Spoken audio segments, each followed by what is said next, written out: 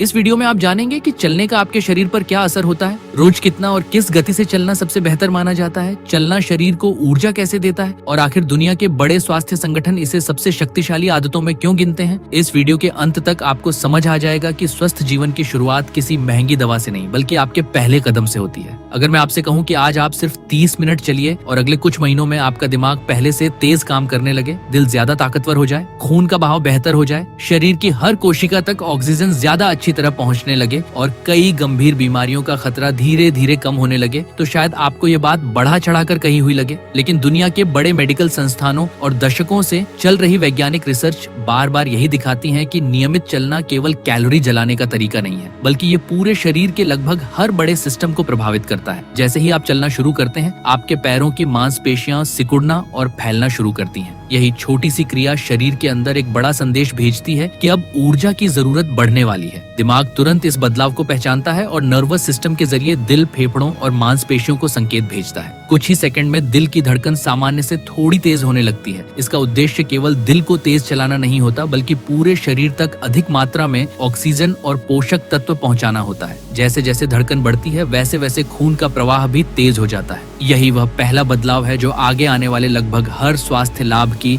नींव रखता है। अब इस बढ़े हुए रक्त प्रवाह का सबसे पहला बड़ा असर आपके दिमाग पर पड़ता है। हमारा दिमाग शरीर के कुल वजन का केवल छोटा सा हिस्सा होता है, लेकिन ये शरीर की कुल ऑक्सीजन और ऊर्जा का बहुत बड़ा भाग उपयोग करता है। जब आप चलते हैं तो दिमाग तक रक्त की आपूर्ति बेहतर होने लगती है। इसके साथ ऑक्सीजन और ग्लूकोज भी अधिक प्रभावी तरीके से पहुंचते हैं। यही कारण है कि बहुत से लोग थोड़ी देर चलने के बाद खुद को पहले से ज्यादा सतर्क, हल्का और मानसिक रूप से एक्टिव महसूस करते हैं। ये केवल महसूस करने वाली बात नहीं है, बल्कि कई वैज्ञानिक अध्ययनों में ये देखा गया है कि नियमित तेज चाल से चलना मस्तिष्क के कुछ हिस्सों में रक्त प्रवाह को बेहतर बना सकता है। लेकिन असली कहानी इससे भी ज्यादा रोचक है। चलने के दौरान दिमाग में एक महत्वपूर्ण प्रोटीन बनने लगता है जिसे ब्रेन डेरिव्ड न्यूरोट्रॉपिक फैक्टर कहा जाता है। इसे कई वैज्ञानिक ब्रेन का फर्टिलाइजर भी कहते हैं, क्योंकि यह नई तंत्रिका कोशिकाओं के बनने, पुरानी कोशिकाओं के बीच संबंध मजबूत करने और सीखने की क्षमता बनाए रखने में महत्वपूर्ण भूमिका निभाता है। जब ब्रेन डेरिव्ड न्यूरोट्रॉपिक फैक्टर का स्तर अच्छा रहता है तो दिमाग नई जानकारी को बेहतर तरीके से ग्रहण कर सकता है, याद रखने की क्षमता में सुधार हो सकता है और उम्र बढ़ने के साथ होने वाली मानसिक गिरावट की गति धीमी पड़ सकती है। यही वजह है कि जो लोग लंबे समय तक नियमित रूप से चलते हैं, उनमें उम्र बढ़ने के साथ याददाश्त कमजोर होने का खतरा कुछ हद तक कम देखा गया है। इसका मतलब यह नहीं कि केवल चलने से अल्जाइमर या डिमेंशिया पूरी तरह रुक जाएंगे, लेकिन वैज्ञानिक प्रमाण ये जरूर बताते हैं कि नियमित शारीरिक गतिविधि दिमाग को लंबे समय तक एक्टिव रखने में महत्वपूर्ण भूमिका निभाती है। दिमाग का एक और हिस्सा है जो चलने से प्रभावित होता है और वह है आपका मूड। जब आप लगातार कुछ समय तक चलते हैं तो शरीर एंडोर्फिन, सेरोटोनिन और डोपामिन जैसे रसायनों का संतुलन बेहतर बनाने लगता है। यही वे रसायन हैं जो खुशी, संतोष, प्रेरणा और मानसिक शांति से जुड़े होते हैं। इसी कारण कई लोगों को सुबह की सैर के बाद पूरा दिन हल्का और ऊर्जावान महसूस होता है। इसके विपरीत लंबे समय तक बैठे रहने से तनाव से जुड़े हार्मोन, विशेष रूप से कोर्टिसोल, लंबे समय तक अधिक बने रह सकते हैं। नियमित चलना इस असंतुलन को कम करने में मदद कर सकता है। आज पूरी दुनिया में तनाव, चिंता और डिप्रेशन तेजी से बढ़ रही है। वैज्ञानिकों ने पाया है कि नियमित चलना मानसिक स्वास्थ्य के लिए एक प्रभावी सहायक आदत हो सकता है। ये किसी दवा का विकल्प नहीं है, लेकिन यह मानसिक स्वास्थ्य सुधारने की समग्र रणनीति का एक मजबूत हिस्सा बन सकता है। खासकर प्राकृतिक वातावरण में चलना, जैसे किसी पार्क या हरियाली वाले स्थान पर, मानसिक आराम और तनाव कम करने में अतिरिक्त लाभ दे सकता है। अब दिमाग से आगे बढ़ते हैं उस अंग की तरफ जो हर कदम के साथ सबसे ज्यादा मेहनत करता है, दिल। बहुत से लोग सोचते हैं कि दिल तभी मजबूत होता है जब हम कठिन एक्सरसाइज करें, लेकिन विज्ञान बताता है कि नियमित तेज चाल से चलना भी दिल के लिए बेहद प्रभावी व्यायाम हो सकता है। जब आप चलते हैं तो दिल हर मिनट पहले से अधिक रक्त पंप करता है। समय के साथ यह अभ्यास दिल की मांसपेशियों को अधिक सक्षम बनाता है। धीरे धीरे दिल को सामान्य काम करने के लिए पहले जितनी मेहनत नहीं करनी पड़ती। यही कारण है कि नियमित रूप से चलने वाले लोगों में आराम की स्थिति में दिल की धड़कन अक्सर कम होती है, जो बेहतर हृदय क्षमता का संकेत हो सकती है। ब्लड प्रेशर पर भी इसका महत्वपूर्ण प्रभाव पड़ता है। जब शरीर नियमित रूप से चलता है तो ब्लड वाहिकाओं की दीवारें अधिक लचीली बनी रहने में मदद मिलती है। इससे ब्लड का प्रवाह आसान हो सकता है और समय के साथ कुछ लोगों में उच्च ब्लड प्रेशर को नियंत्रित रखने में सहायता मिल सकती है। हालांकि यदि किसी व्यक्ति को पहले से गंभीर हाई ब्लड प्रेशर है तो उसे डॉक्टर की सलाह के अनुसार ही व्यायाम करना चाहिए।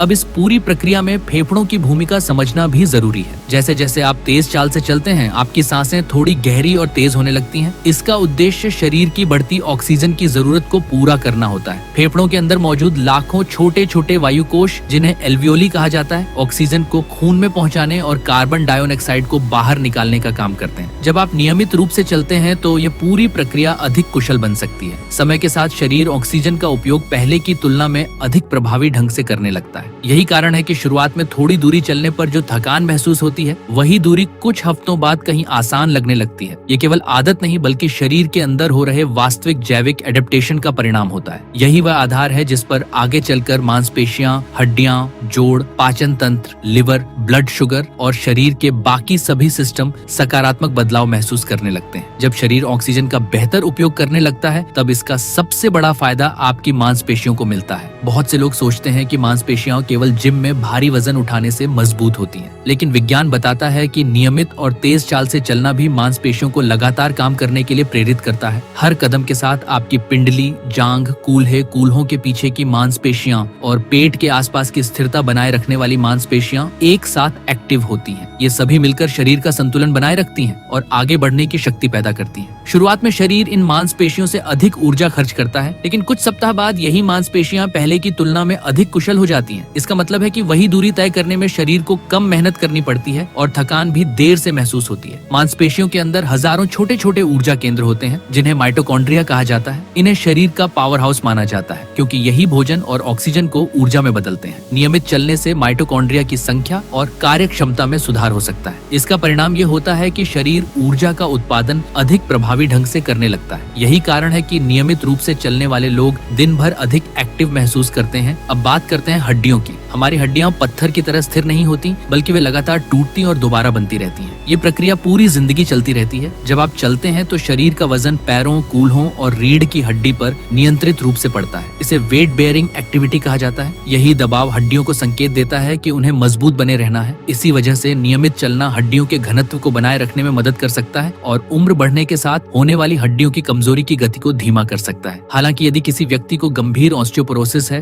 तो उसे व्यायाम का प्रकार डॉक्टर की सलाह से चुनना चाहिए। हड्डियों के साथ साथ जोड़ों को भी चलने से महत्वपूर्ण लाभ मिलते हैं। बहुत से लोग घुटनों के दर्द से डर कर चलना बंद कर देते हैं, जबकि कई मामलों में नियंत्रित और सही तरीके से चलना घुटनों के लिए लाभदायक हो सकता है। हमारे जोड़ों के अंदर एक चिकना द्रव होता है जिसे सिनोवियल फ्लूइड कहा जाता है। ये जोड़ों के लिए प्राकृतिक लुब्रिकेंट की तरह काम करता है। जब हम चलते हैं तो यह द्रव जोड़ों के अंदर बेहतर तरीके से फैलता है, जिससे घर्षण कम होता है और जोड़ अधिक सहजता से काम करते हैं। लंबे समय तक बिल्कुल इनएक्टिव रहने से कई लोगों में जोड़ों की जकड़न बढ़ सकती है, जबकि नियमित हलचल उन्हें अधिक लचीला बनाए रखने में मदद कर सकती है। रीढ़ की हड्डी भी चलने से प्रभावित होती है। सही मुद्रा में चलने पर पीठ, पेट और कमर की सहायक मांसपेशियां लगातार एक्टिव रहती हैं। यही मांसपेशियां रीढ़ को स्थिर रखने में मदद करती हैं। यदि चलने के दौरान शरीर का संतुलन सही रखा जाए और आगे झुककर या कंधे गिराकर न चला जाए तो लंबे समय में कमर के स्वास्थ्य को भी लाभ मिल सकता है। संतुलन की बात करें तो चलना केवल आगे बढ़ने की प्रक्रिया नहीं है। हर कदम के दौरान शरीर कुछ क्षणों के लिए केवल एक पैर पर संतुलित रहता है। इस दौरान दिमाग, आंखें, कान का संतुलन तंत्र और पैरों की नसें लगातार एक दूसरे को संकेत भेजती रहती हैं। यही कोऑर्डिनेशन उम्र बढ़ने के साथ गिरने के जोखिम को कम करने में महत्वपूर्ण भूमिका निभा सकता है। इसलिए नियमित चलना केवल मांसपेशियों को ही नहीं बल्कि पूरे न्यूरोमस्कुलर सिस्टम को ट्रेंड करता है। अब शरीर के उस हिस्से की ओर बढ़ते हैं जिसका संबंध केवल भोजन से नहीं बल्कि पूरे स्वास्थ्य से है, पाचन तंत्र। जब आप नियमित रूप से चलते हैं तो आंतों की प्राकृतिक गति बेहतर हो सकती है। भोजन को आगे बढ़ाने वाली मांसपेशियां अधिक एक्टिव रहती हैं, जिससे कब्ज जैसी समस्या का जोखिम कम हो सकता है। इसी कारण कई डॉक्टर भोजन के कुछ समय बाद हल्की सैर करने की सलाह देते हैं, क्योंकि इससे पाचन प्रक्रिया को सहायता मिल सकती है। हालांकि भारी भोजन के तुरंत बाद तेज चाल से चलना हर व्यक्ति के लिए सूटेबल नहीं होता। हाल के वर्षों में वैज्ञानिकों ने आंतों में रहने वाले खरबों सूक्ष्म जीवों यानी गट माइक्रोबायोम पर भी गहन रिसर्च किया है। ये सूक्ष्म जीव भोजन पचाने, कुछ विटामिन बनाने, इम्यून सिस्टम को ट्रेंड करने और शरीर के मेटाबॉलिज्म को प्रभावित करने में भूमिका निभाते हैं। कई अध्ययनों में यह संकेत मिला है कि नियमित शारीरिक गतिविधि, विशेष रूप से चलना, आंतों के माइक्रोबायोम की विविधता को बेहतर बनाने में मदद कर सकती है।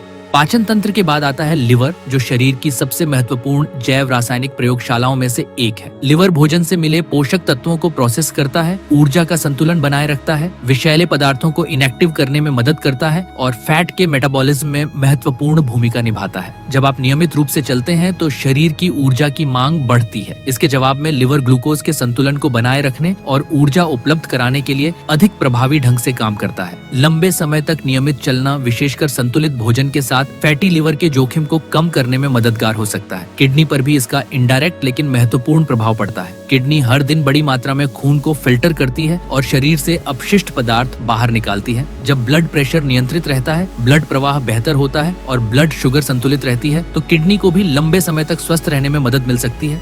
अब आते हैं उस विषय पर जिसकी वजह से अधिकांश लोग चलना शुरू करते हैं, वजन कम करना। बहुत से लोग सोचते हैं कि केवल कुछ दिनों तक चलने से तेजी से वजन घट जाएगा, लेकिन शरीर की वास्तविक प्रक्रिया इससे अलग है। चलने के दौरान शरीर ऊर्जा का उपयोग करता है। ये ऊर्जा पहले खून में मौजूद ग्लूकोज और ग्लाइकोजन से आती है और लंबे समय तक नियमित गतिविधि के साथ शरीर फैट का उपयोग अधिक प्रभावी ढंग से करना सीखता है। यदि चलने के साथ संतुलित भोजन भी लिया जाए और कुल कैलोरी संतुलन सही रखा जाए तो धीरे धीरे शरीर की अतिरिक्त चर्बी कम हो सकती है। ये प्रक्रिया धीमी जरूर होती है, लेकिन लंबे समय तक टिकाऊ होती है। विशेष रूप से पेट के आसपास जमा अतिरिक्त चर्बी, जिसे विसरल फैट कहा जाता है, स्वास्थ्य के लिए अधिक जोखिम पैदा करती है, क्योंकि इसका संबंध हृदय रोग, डायबिटीज और मेटाबॉलिक सिंड्रोम से जोड़ा जाता है। नियमित चलना, विशेषकर तेज चाल से, इस प्रकार की चर्बी को कम करने की रणनीति का प्रभावी हिस्सा बन सकता है। लेकिन केवल चलना ही पर्याप्त नहीं है। यदि भोजन लगातार आवश्यकता से अधिक लिया जाए तो केवल चलने से एक्सपेक्टेड परिणाम नहीं मिलेंगे। इसलिए वैज्ञानिक हमेशा शारीरिक गतिविधि और संतुलित आहार को साथ साथ अपनाने की सलाह देते हैं।